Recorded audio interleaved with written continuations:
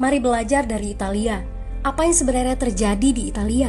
Apa yang bisa kita jadikan contoh agar tidak terjadi di Indonesia? Kreatif konten ini berasal dari artikel warga Italia, dipersingkat dan dilengkapi data agar lebih mudah dipahami. Tahap 1. Kasus pertama diumumkan. Itu cuma flu. Apa pentingnya pakai masker? Orang-orang ini cuma lebay. Saya kan sehat, gak bakal ketularan. Gak usah panik lah. Tahap 2. Jumlah positif COVID-19 mulai naik signifikan. Cuma beberapa yang kena. Yang meninggal pun hanya orang-orang tua saja yang emang udah punya penyakit. Hidup seperti biasa aja lah. Pacaran, nongkrong bareng temen, jalan-jalan ke mall. Tetep lanjut. Tahap ketiga, jumlah kasus meningkat dengan cepat, berlipat ganda dalam 1 hari. Tingkat kematian pun bertambah. 7 Maret, lebih dari 5.000 kasus positif COVID-19. Zona merah diberlakukan di Italia. Wilayah yang dikarantina hampir 25% dari luas Italia. Sekolah dan universitas tutup, tapi tempat kerja, bar, dan restoran masih buka.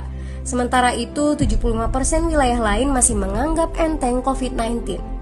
Anjuran mencuci tangan ada di mana-mana, tapi sekadar anjuran dan tak banyak yang melakukan. Tahap 4, jumlah kasus meningkat pesat. Sekolah dan universitas ditutup selama sebulan. Darurat nasional pun diberlakukan. Rumah sakit menambah kapasitas, seluruh kamar dibersihkan untuk memberi ruang bagi pasien COVID-19. Tapi tak ada cukup dokter dan perawat. Ada terlalu banyak kasus pneumonia, terlalu banyak pasien perlu ICU, tapi ruangannya sudah habis, ventilator habis. Pada titik ini seperti kondisi dalam perang.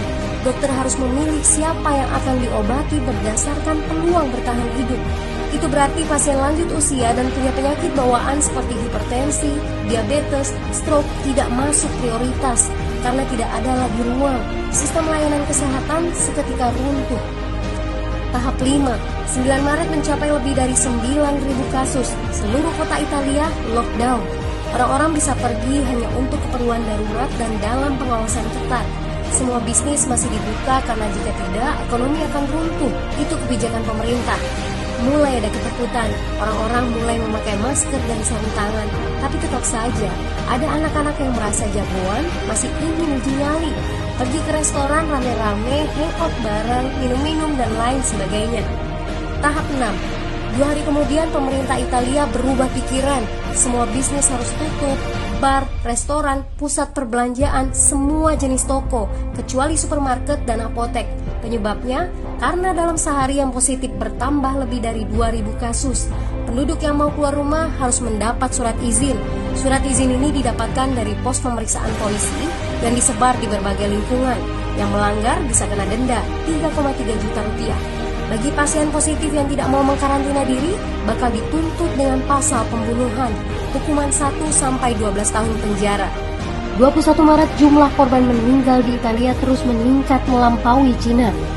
Sebagai gambaran, luas Italia itu kurang lebih 2 kali Pulau Jawa.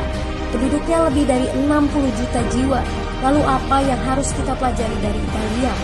Yuk, mulai dari diri sendiri, mulai dari di rumah aja. Jaga kebersihan lalu isolasi diri dan keluarga. Tidak keluar rumah kecuali sangat penting. Ini saatnya memulai solidaritas. Yang mampu harus mulai membantu yang tidak mampu. Ini adalah bentuk usaha dan doa kita semua. Semoga badai corona ini segera berlalu. Mari memulai kekompakan dengan membagikan informasi ini. Di rumah aja, mari belajar dari Italia.